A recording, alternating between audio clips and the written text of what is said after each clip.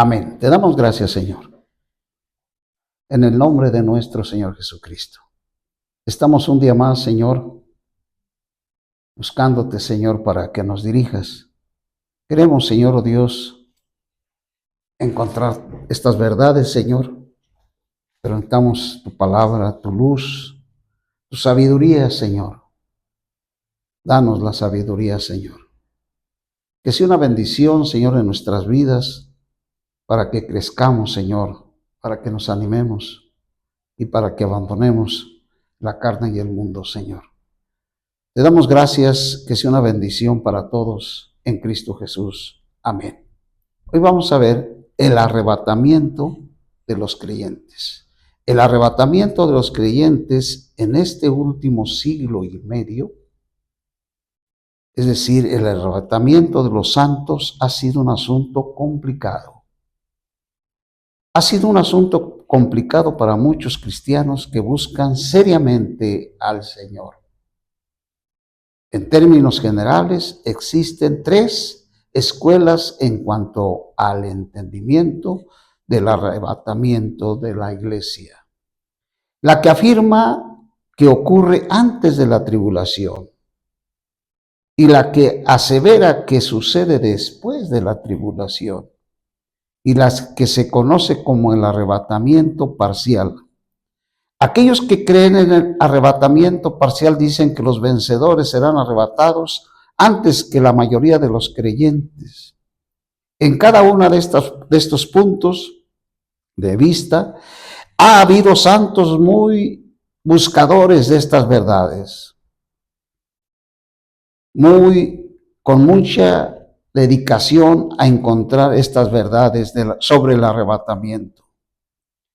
Pero debido al conflicto de opiniones, ha habido muchos debates acerca del arrebatamiento.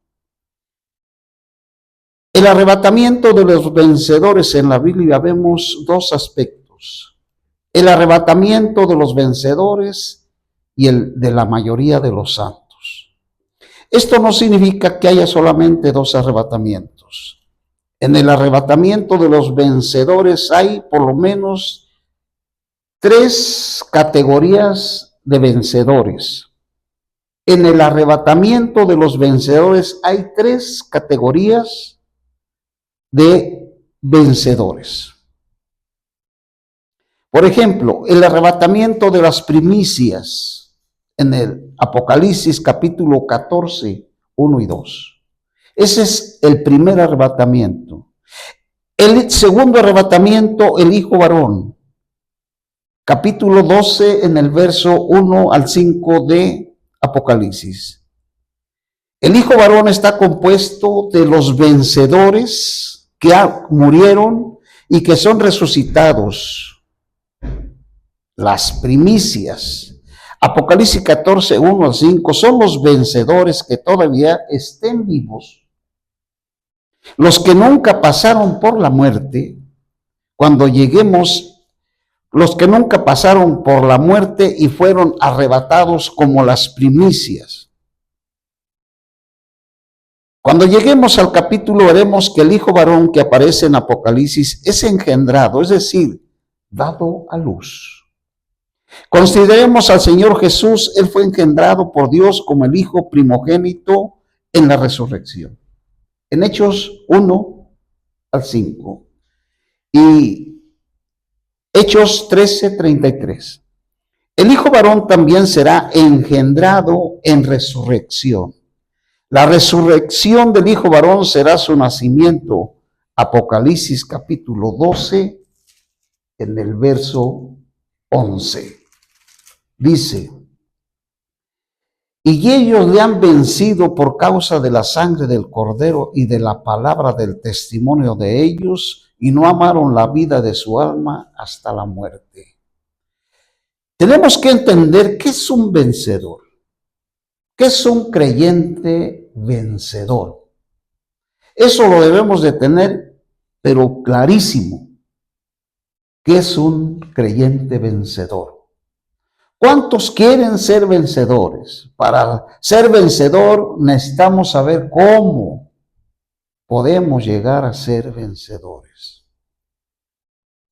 En capítulo 12, en el verso 10, en el capítulo 12, en el verso 10 de Apocalipsis, dice: entonces oí una gran voz en el cielo que decía: ahora ha venido la salvación, el poder, el reino de nuestro Dios, la autoridad de su Cristo, porque ha sido arrojado el acusador de nuestros hermanos, el que los acusa delante de nuestro Dios día y de noche. Estos vencedores van a ir hasta el tercer cielo, junto con los vencedores del capítulo 14 de las primicias. Van a ir hasta el tercer cielo y van a arrojar a Satanás a la tierra. Pero en el verso 11 dice: ellos, los vencedores, la mujer del capítulo 12 va a engendrar al hijo varón. Ellos le han vencido por causa de la sangre del cordero y de la palabra del testimonio de ellos. La palabra del testimonio es siempre dar testimonio que Cristo venció en la cruz a Satanás y por medio de su sangre Él nos ha redimido, y le vencieron por la sangre del cordero y de la palabra del testimonio de ellos. El testimonio de ellos es la palabra de Dios, y no amaron la vida de su alma. Para ser un vencedor necesitamos no amar la vida del alma hasta la muerte. Es decir, estos vencedores no amaron la vida de su alma hasta la muerte. Ellos murieron como mártires, dando testimonio del poder de Dios. Entonces, estos vencedores son el hijo varón, que está compuesto de los vencedores que murieron y que son resucitados. Pero las primicias del 14, 1 y 5 son los vencedores que todavía estén vivos. Los vencedores de las primicias son los creyentes que estén vivos, los que nunca pasaron por la muerte. Cuando lleguemos al capítulo, veremos que el hijo varón que aparece en Apocalipsis es engendrado, es decir, dado a luz. Consideremos al Señor Jesús. Nuestro Señor Jesucristo fue engendrado por Dios como el hijo primogénito en la resurrección. Hebreos 1, 5, Hechos 13, 33. El hijo varón también será engendrado en resurrección. La resurrección del hijo varón será su nacimiento. Apocalipsis 12 al 11 dice que los vencedores conforman al hijo varón.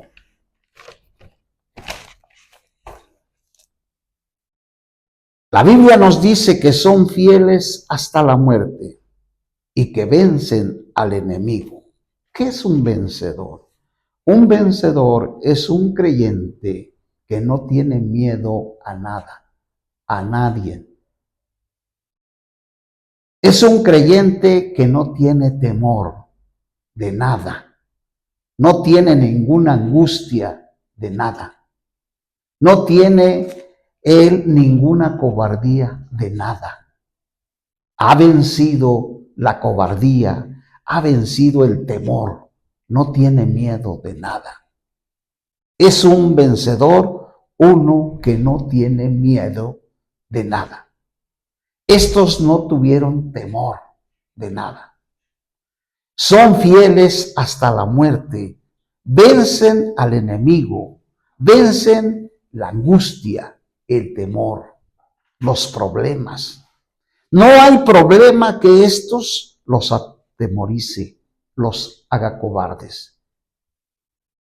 Vencen al enemigo por la sangre del cordero y por la palabra de su testimonio, y menospreciar la carne, la vida del alma, menosprecian la vida de su alma hasta la muerte. Esto indica que todos los que están incluidos en el hijo varón son fieles hasta la muerte. Muchos de ellos han sido martirizados. Por consiguiente, el hijo varón, el cual incluye a todos los vencedores que murieron, es diferente de las primicias. Nótese la diferencia de las primicias. El hijo varón es el que va a ser, el hijo varón son los que murieron como mártires, pero las primicias son los que nunca murieron y fueron arrebatados al trono de Dios. Pues estos son los vencedores que estén vivos. Aparte del hijo varón y de las primicias, existe otro grupo de vencedores, el cual vemos en Apocalipsis 15. Entonces tenemos hasta ahorita tres clases de vencedores. Los vencedores del hijo varón, los vencedores de las primicias del capítulo 14 y vamos a ver a los vencedores del capítulo 15 de Apocalipsis. Apocalipsis capítulo 15.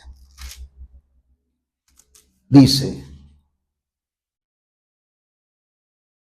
estos vencedores, dice, y vi en el cielo otra señal grande, admirable, 7 ángeles que tenían las 7 plagas postreras, porque en ellas se consumaba la ira de Dios. Vi también como un mar de vidrio, mezclado con fuego, y a los que habían sido victoriosos sobre la bestia y su imagen, el número de su nombre en pie sobre el mar de vidrio con las arpas de Dios. Estos son los vencedores tardíos, quienes pasaron por la gran tribulación.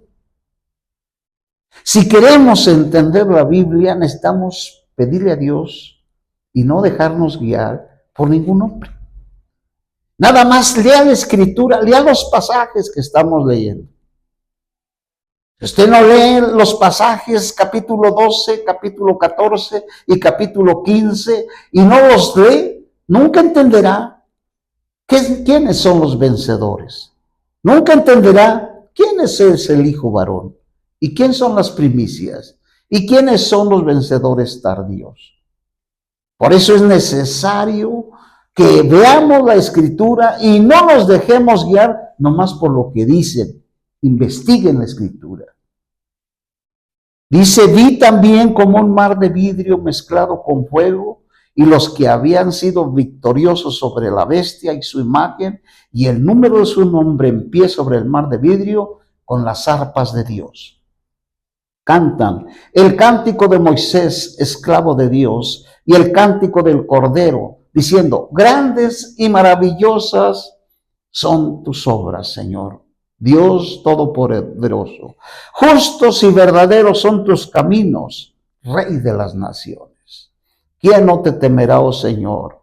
Y glorificará tu nombre, pues solo tú eres santo, por lo cual todas las naciones vendrán y adorarán delante de ti, porque tus justos juicios se han manifestado.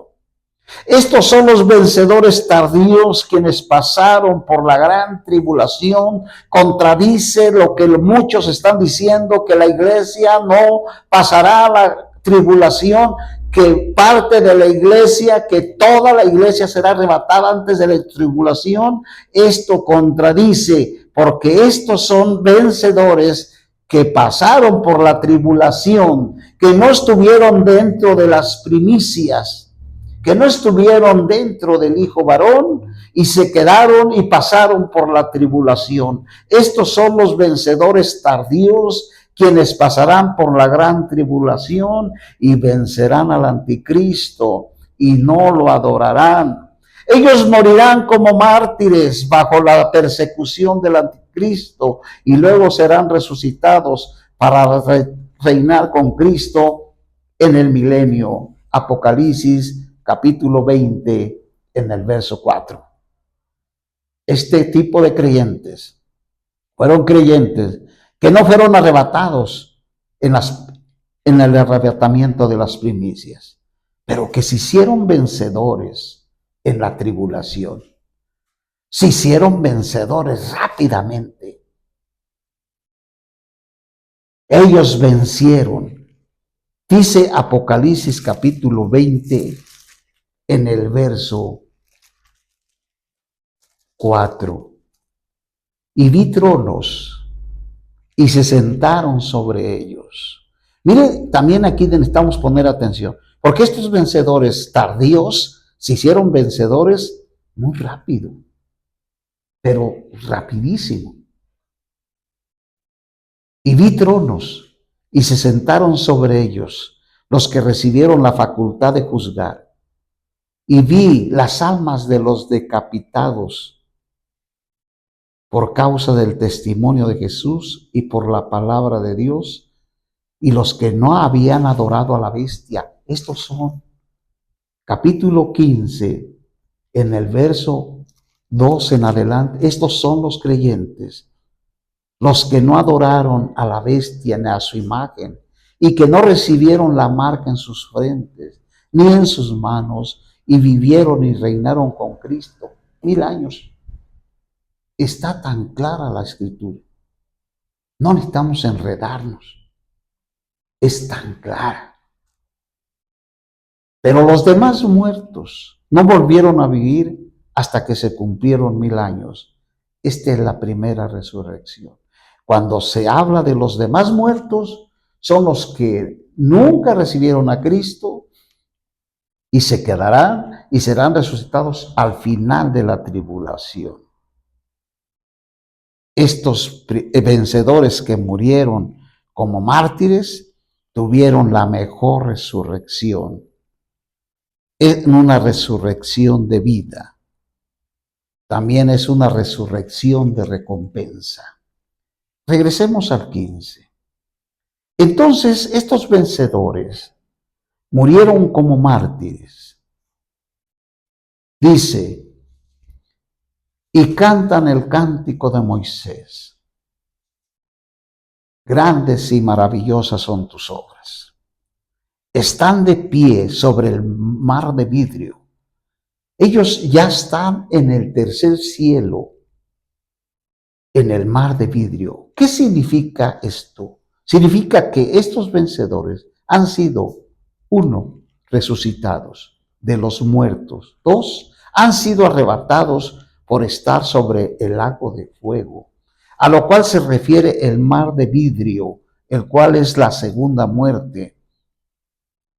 Es decir, para estar por encima del juicio eterno de Dios traído por fuego. Cantan el cántico de Moisés, alabado sea Dios por su victoria sobre las fuerzas de Faraón. En el verso 5 dice, después de estas cosas miré y fue abierto en el cielo el templo, el tabernáculo del testimonio. Y del templo salieron los 7 ángeles que tienen las 7 plagas, vestidas de lino limpio y resplandeciente, y ceñidos alrededor del pecho con cintos de oro. Y uno de los 4 seres vivientes dio a los 7 ángeles 7 copas de oro llenas de ira de Dios, quien vive por los siglos de los siglos. Entonces, este tipo de vencedores van a ser vencedores al no dejarse marcar, al no adorar a la bestia y no dejarse marcar. Se convierten en los vencedores del capítulo 15. Por medio de esta muerte, vencen al enemigo. Vencen al enemigo por la sangre del Cordero y por la palabra de su testimonio, y menosprecian la vida de su alma hasta la muerte. Esto indica que todos los que estén incluidos en el Hijo varón son fieles hasta la muerte. Muchos de ellos han sido martirizados. Por consiguiente, el Hijo varón, el cual incluye a todos los vencedores que murieron, es diferente de las primicias. ¿Cuál es la diferencia entre los del Hijo varón y las primicias? Que los del Hijo varón murieron como mártires y que el de las primicias están vivos y fueron arrebatados. Pues estos son los vencedores que estén vivos. Aparte del Hijo varón y de las primicias, existe otro tipo de vencedor, los que son muertos por el anticristo. Estos vencedores tardíos, aquellos que vencieron al anticristo, vencieron su marca, el número de su nombre y su imagen. Ellos serán arrebatados y estarán en pie sobre el mar de vidrio. Alabado sea el Señor. Por lo tanto, con respecto a los vencedores, vemos por lo menos 3 clases de arrebatamiento. Además de esto, vemos el arrebatamiento individual de los 2 testigos. Capítulo 11, en el verso 1 de Apocalipsis. 11:1. Entonces, hasta aquí llevamos con estos 4 arrebatamientos. Entonces me fue dada una caña de semejante a un varón y me dijo: levántate y mide el templo de Dios y el altar y los que adoran en él. Pero el atrio que está fuera del templo desecha y no lo midas, porque ha sido entregado a los gentiles y ellos pisotearán la ciudad santa 42 meses. 42 meses son 3 años y medio. Es decir, la tribulación son 3 años y medio. En el verso 3 dice: y daré a mis 2 testigos que profeticen por 1260 días vestidos de cilicio. 3 años y medio de tribulación. No son 7 años de tribulación, son 3 años y medio. Porque el testimonio de los testigos es válido. Aquí los 2 testigos son Moisés y Elías. Lo que ellos hacen en los versos 5 y 6 es lo mismo que hicieron Moisés y Elías en Éxodo 7, 17 y 19. Moisés y Elías se aparecieron ante el Señor en el monte de la transfiguración. Moisés representando a la ley y Elías representando a los profetas.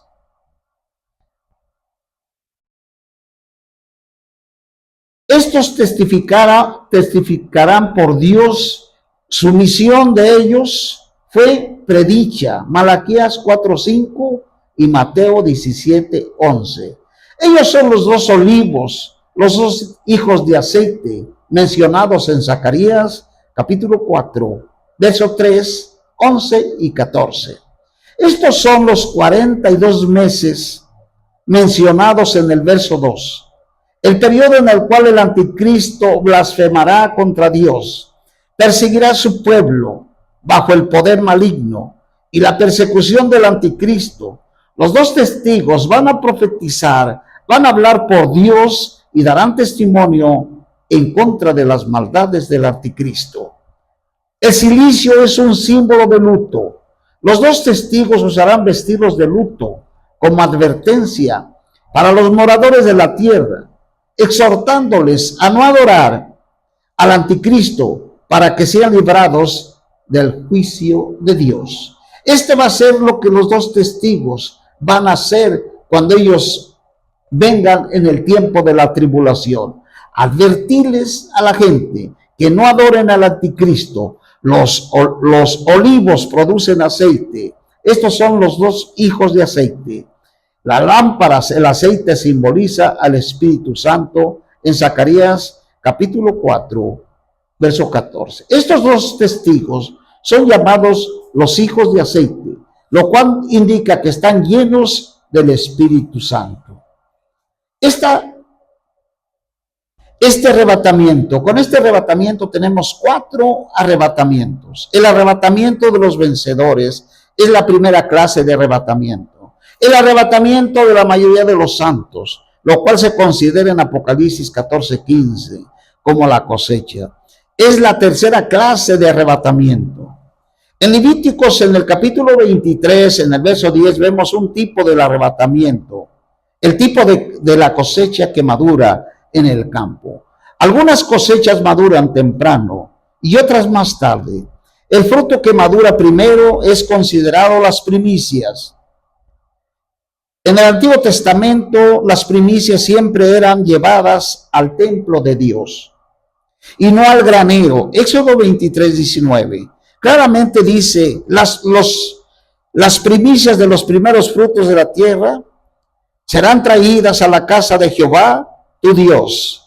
Las primicias eran traídas del campo al templo de Dios para el deleite y la satisfacción de Dios. Cuando el campo estaba completamente maduro, era tiempo de recoger la cosecha. Después de cegarse la cosecha, era traída al granero. Nótese bien, al granero. Esto es solamente el tipo La cosecha es el pueblo de Dios. Primera de Corintios 3:9. El apóstol Pablo le dice a la iglesia, porque vosotros sois la labranza de Dios. Ustedes son el campo de Dios.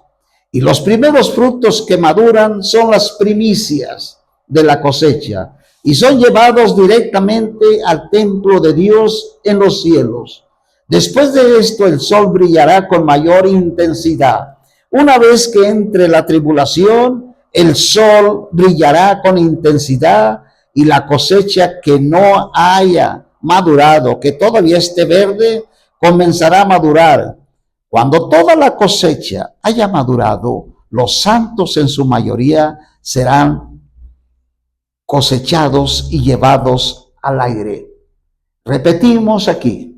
Todos los creyentes que se quedaron y no fueron martirizados y no murieron en la tribulación, ellos serán madurados al final de la tribulación y serán llevados no al tercer cielo, sino al granero. El granero es el aire donde estará el Señor en las nubes. La cosecha se lleva al aire y al aire corresponde el granero. En la mayoría de los campos, el granero está entre la casa y el campo.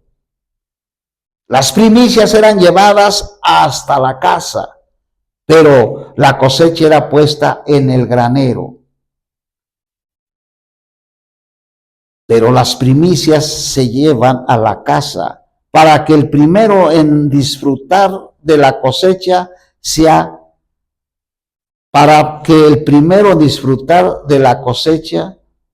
sea el labrador, es decir, en este caso el Señor.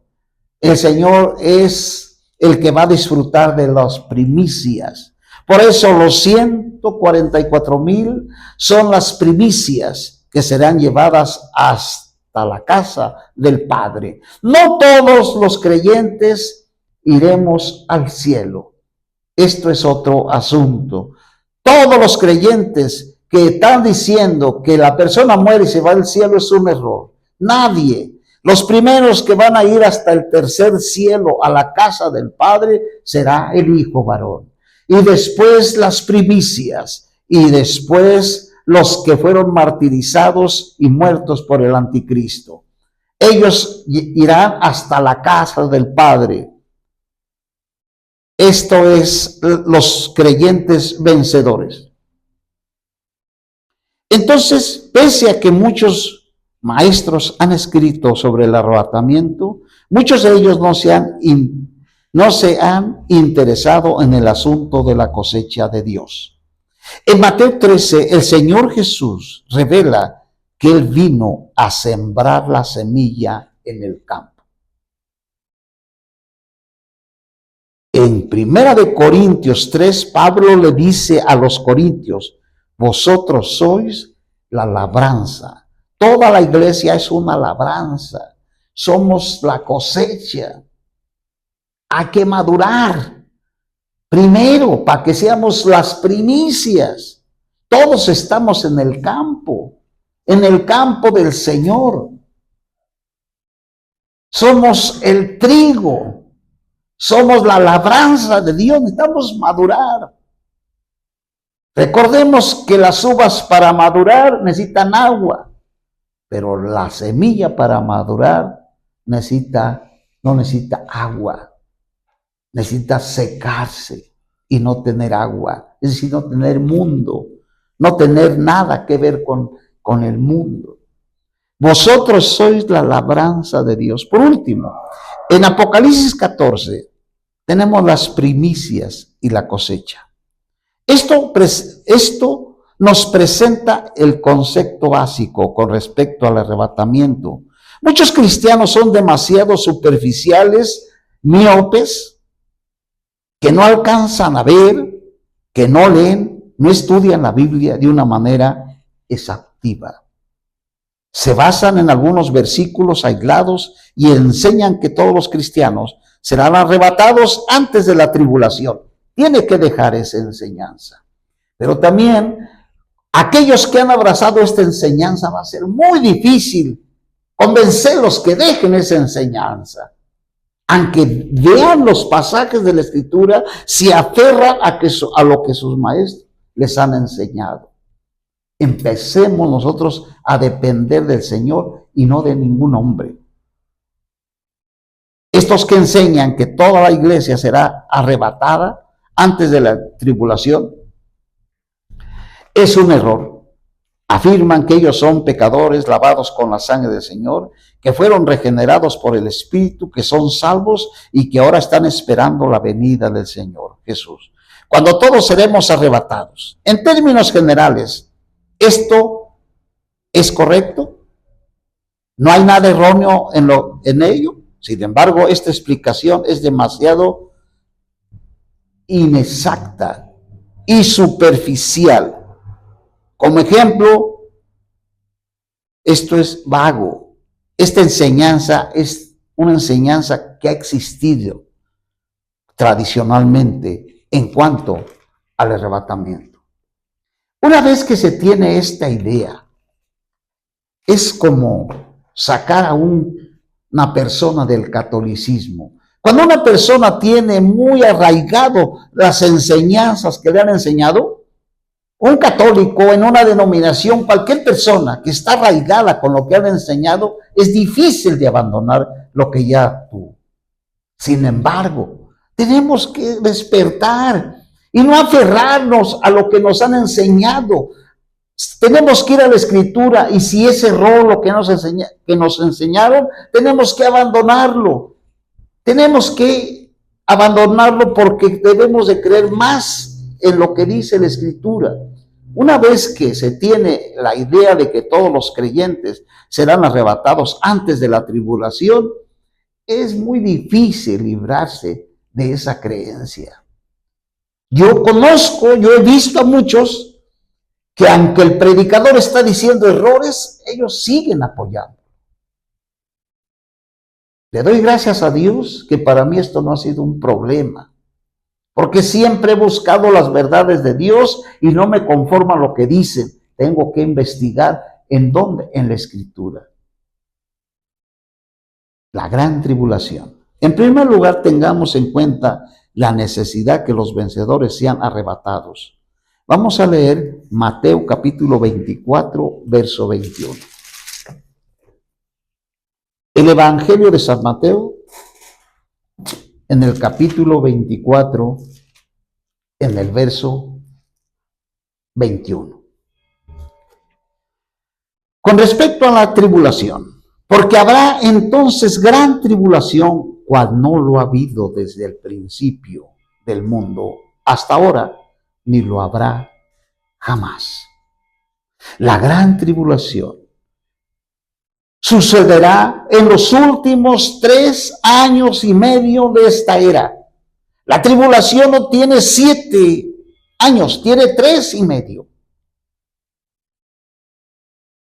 Esto lo podemos ver en Apocalipsis 11. La gran tribulación de la cual se habla aquí tendrá a Jerusalén como centro y a Judá como circunferencia, mientras que la prueba mencionada en Apocalipsis 3:10 tendrá como centro a Roma y como circunferencia toda la tierra. Es decir, que toda la tierra va a ver estas profecías, va a ver estas cosas, toda la tierra habitada. La gran tribulación solo durará 3 años y medio. Apocalipsis 11. 3 años y medio.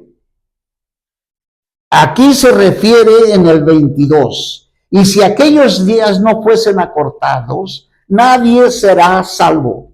Mas por causa de los escogidos, aquellos días serán acortados. Los judíos. Por causa de los judíos, aquellos días serán acortados. 3 años y medio de tribulación. Los judíos rechazaron a Jesús como Mesías y siguen ellos rechazando al Mesías. Necesitan saber que el Mesías, el Cristo, no aparecerá ni aquí ni allá sobre la tierra, sino que descenderá del cielo sobre las nubes. Dice Así que aquellos días no fuesen acortados, nadie sería salvo, mas por causa de los escogidos, aquellos días serán acortados. Entonces, si alguno dice, mirad, aquí está el Cristo, o acá, no le creas, porque se levantarán falsos cristos. El anticristo será el último de los falsos cristos. Todos los cristos que la Iglesia Católica ha enseñado a sus feligreses son falsos cristos. Qué difícil es sacarse de la mente que esos cristos que usted se persigna con los cristos que trae usted en el pecho son falsos cristos. Qué difícil es hacer que la gente salga de esas cosas. Es tremendamente difícil. Por eso cuando una falsa enseñanza llega a la cabeza de una persona, es muy difícil sacarle esas ideas, porque esas ideas se han metido hasta lo más profundo de su ser. El anticristo será el último de los falsos cristos. Hará señales, hará prodigios engañosos con el poder de Satanás, a fin de engañar a los que perecen. Segunda de Timoteo 2, 3, 9 y el 10. Esto es lo que sucederá y así iniciará la tribulación. Aquí viene una prueba en la gran tribulación. Mateo 24, 22. Esta es una prueba que va a venir sobre el mundo entero. Y dice, y si aquellos días no fuesen acortados, nadie sería salvo. Mas por causa de los escogidos, aquellos días serán acortados. La gran tribulación será tan severa que sus días serán acortados para que por lo menos algunos serán salvos. Mucha gente que se quedará, junto con los cristianos que se quedarán, van a ver todas estas calamidades cual nunca jamás ha habido. Esto va a ser una tremenda 3 años y medio de angustia. Muchos que no creyeron en el Señor cuando ven esta tribulación van a creer, pero ya no hay evangelio de la gracia para ellos. Solamente existe el evangelio eterno. Otra razón por la cual es necesario el arrebatamiento es que se tendrá una trampa para todos los moradores de la tierra. Lucas capítulo 21. Antes de que venga la tribulación, Satanás está poniendo una trampa para atrapar. Vamos a leer Evangelio de San Lucas 21, 34 al 35. 21, 34. Mirad también por vosotros mismos. Mirad también por vosotros mismos. No sea que vuestros corazones se carguen de disipación, embriaguez y de los afanes de esta vida, y venga de repente sobre vosotros aquel día como un lazo. Es decir, Satanás tiende hoy al azar a detener a los creyentes para que no sean arrebatados. Mirad también por vosotros mismos. No sea que vuestros corazones se carguen de disipación y embriaguez y de los afanes de esta vida, y venga de repente sobre vosotros aquel día como un lazo. Hoy el creyente no tiene ganas de leer la Biblia, está conforme con lo que es. No debemos estar conformes hasta que no lleguemos a la meta final. Debemos de descansar y decir, he llegado, he terminado, ahora sí descanso. Porque vendrá sobre todos los que habitan. Ese lazo vendrá sobre todos los que habitan sobre la faz de la tierra.